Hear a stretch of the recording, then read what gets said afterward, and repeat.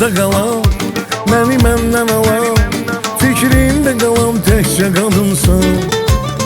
Qəlbimdəki sən, ruhumdaki sən, onu bil həvəsim yox nəfəsimsən. Bəlkə bilmir, necə qəm çəkmişəm əsrətlə yolumda. Bəlkə bilmir, onu sevmək olmadan da çətindir. Necə bilsin, biçarə aşıqıyəm rəsmi əlində. De ki bilsin, məni onsuz yaşadan məhəbbətimdir. Ağlımda qalan, məni məndən alan, fikrimdə qalan təkcə qadınsan. Qəlbimdəki sən, ruhumdaki sən, onu bil həvəsim yox nəfəsimsən. Ağlımda qalan, məni məndən alan, fikrimdə qalan təkcə qadınsan. Qəlbimdəki sən, ruhumdaki sən, onu bil həvəsim yox nəfəsimsən.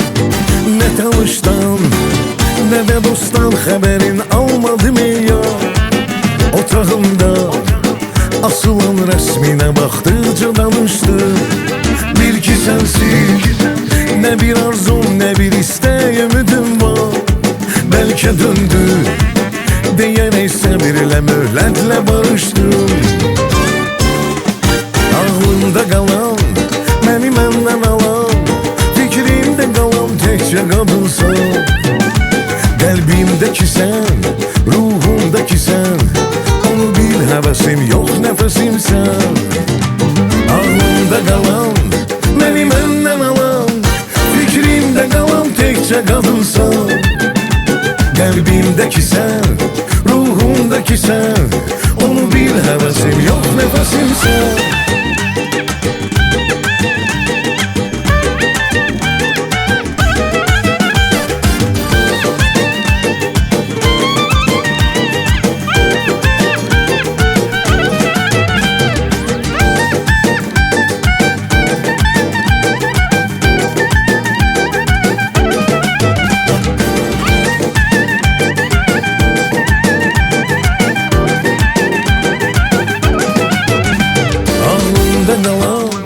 Məni məndən alan, fikrimdə qalan təkcə qadınsan.